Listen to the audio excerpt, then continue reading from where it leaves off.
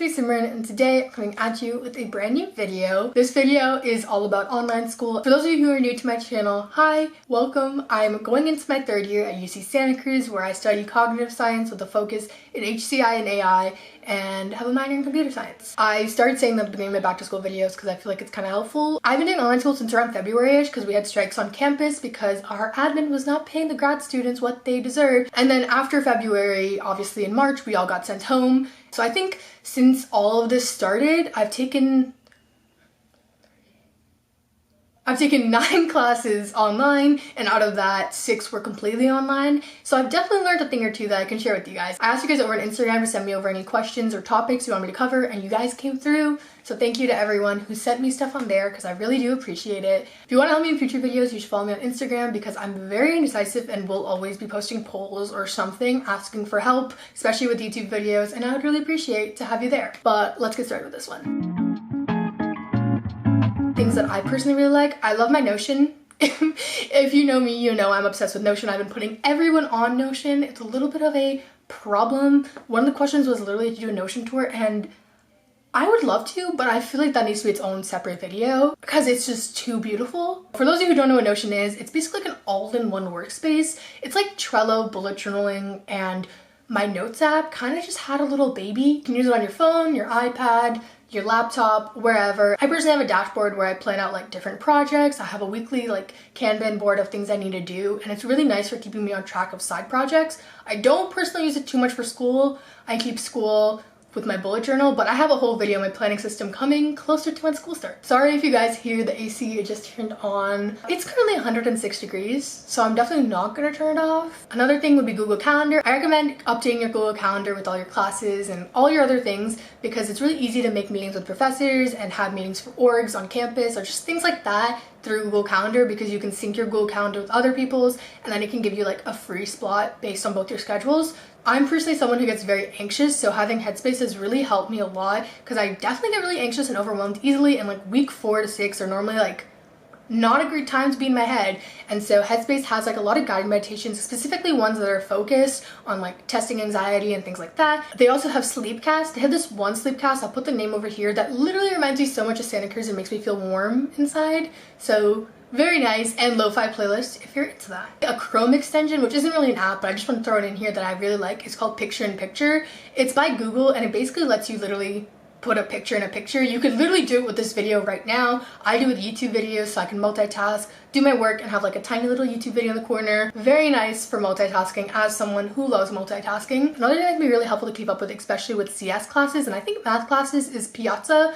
Professors will tell you if they're using Piazza in their class, but it's kind of like a discussion forum, and people will post if they have questions, if they need some help for the homework for the professor. Professors will post in there, MSI and LSS tutors will post in there, and it can be really helpful to getting like extra help. A lot of times there's like extra review sessions and people who like, want to form study groups in there. Especially in quarantine, it can be really helpful to use that because you can find other people to study with, which can be pretty hard right now. It's been pretty standardized that most professors use Canvas and Zoom as their like holy duo or whatever. See, a lot of times professors will put their syllabus, their due dates, the Zoom links, and everything that you'd possibly need for a class there. Not all professors use it regularly though, or use it like the same way, which is kind of annoying. Like the syllabus, some people put in files, some people put in syllabus, some people put a discussion post and then put the syllabus in the discussion post. I don't really understand. I feel like there should be like a standardized rule. Organizing tips for assignments. I like having a check-in system. I like having something that I look at that has all my monthly due dates in one place. Then I also have my weekly system. So beginning every week, I'll lay out what I think I need to do for that week. Just a really broad spectrum of like, I need to like study for this midterm, and like I need to finish this bigger thing. And then every single night I make daily to-do lists where I break down those big things into smaller things. I feel like it's a little confusing, and like I said, I have a whole video on my planning system coming, but really just having check-ins so you never really get the chance to miss a due date or fall behind on something because you're checking in so often and being able to keep up with everything. Stupid, I'm not gonna let you get that. Also, the biggest thing from that is daily to-do list. Having it in your routine to make a to-do list and cross it off is so nice and so great for getting everything done.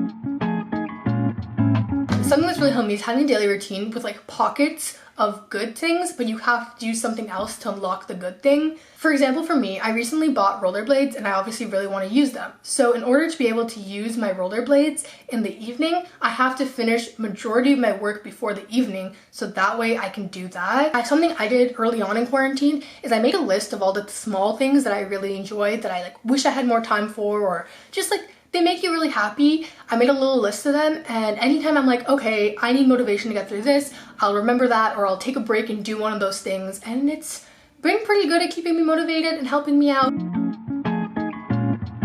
I don't want to get anyone twisted and anyone thinking that I'm some sort of scholar or straight A student, because I'm not. I've had my ups and downs. Honestly, coming into college, I learned that the work ethic and like studying habits I'd built in high school were just not enough. I was taking a lot of classes where like my whole grade was dependent on one midterm and one final, and the way I'd studied before in high school, I was studying like for small quizzes here and there, or like an exam every week, not like these huge tests. So I felt really overwhelmed, and I honestly, it took a toll on my self-confidence with tests, and which is probably the reason why I still to this day get super anxious before tests, which is terrible, and I don't want anyone else to fall down that, which is why my sophomore year I did a lot of learning and I learned a lot about the study tips that helped me and like a good way to study for myself. I also last quarter took a class on learning and memory, so everything I'm about to tell you is stuff that not only has helped me transform my life, but also is what my professor told me in my learning and memory class actually cognitively works. You're better off studying for small increments over a long period of time than doing like one big increment at once, because it's not gonna stay in your head the same. And that's a good way to like also convince yourself to study, is like, okay, 20 minutes I studied this versus like 6 hours having to sit down. It's a lot easier to not procrastinate that. I know one of my friends has told me this, but something that's really helpful that she does is she starts studying like a week or two in advance, depending on how much material will be covered.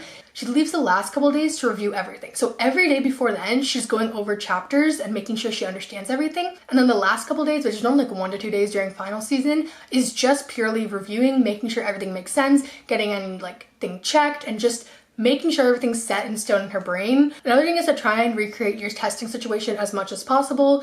There's like little details like your chair and like how you'll be sitting, but the bigger picture is like the type of material you'll be interacting with.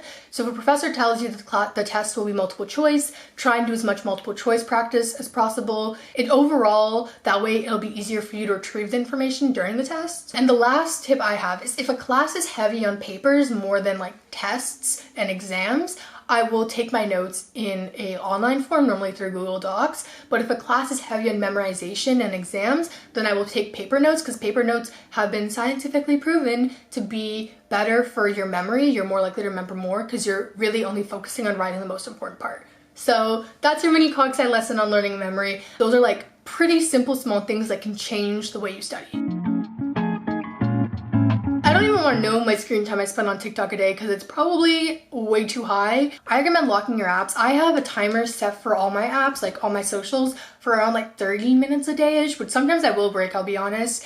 And then also some days where I'm like, I just really cannot be on TikTok, like this is not going well. You can set your phone to downtime, and I only have like 2 or 3 apps that I've allowed to be unlocked during downtime.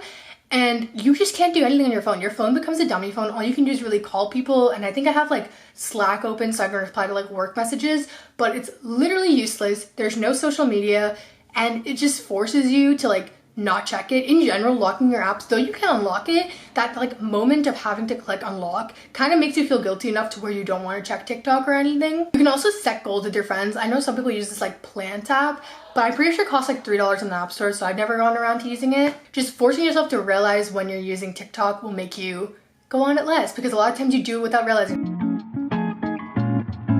I did this for the beginning part of quarantine. I shared a room with my sister before I set up this room, because this room's actually like the guest room, and it was just a whole schmeal. Me and my sister both put our schedules up on the whiteboard, so both of us kind of knew when the other person would have classes. Luckily, my sister's a sophomore in high school, so she had her own meetings and I had my own meetings, so there was a little bit of a mutual respect that like when the other person's in a meeting, you're not gonna like be on FaceTime with your friends, or like if you are, you would be quiet when the other person wants to unmute or something like that. We just have like a little system like that. I know it can definitely be annoying, and like if you don't have that shared respect, it's really hard to get work done. One time it was my friend's birthday and my sister was asleep because she slept early. I literally picked up the Zoom call to wish her happy birthday from the bathroom so I wouldn't wake her up. And sometimes compromises like that have to be made, but it overall can be done.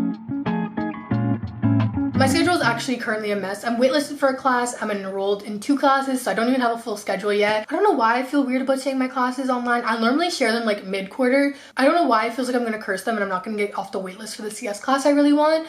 But yeah, I'm waitlisted for 1 CS class, enrolled in 1 CS class, and enrolled in a cog sci class. So if I get off the waitlist, I'll be taking 2 CS classes and 1 cog sci class, all upper divs in the fall. I've been filming for a while and it's super hot in here, so I'm gonna have to call it a day here. If you guys have any more questions, leave them down below and I'll definitely get to replying to you, or someone else will, and we can just all chat in the comments about online school because it's gonna be interesting this quarter. Turn it into Piazza section down there. That'd be really funny. Make sure to give this video a like if you liked it and want more videos like it, and subscribe to see my Notion tour in the future or other planning videos, because I do have couple more back to school videos. I know like all like the semester school people are done and they're like back in school now, but as a UC student, I feel like 1, it's my responsibility to let everyone know that I don't start till October 1st, and 2, actually that's all I have to do. Okay, bye guys.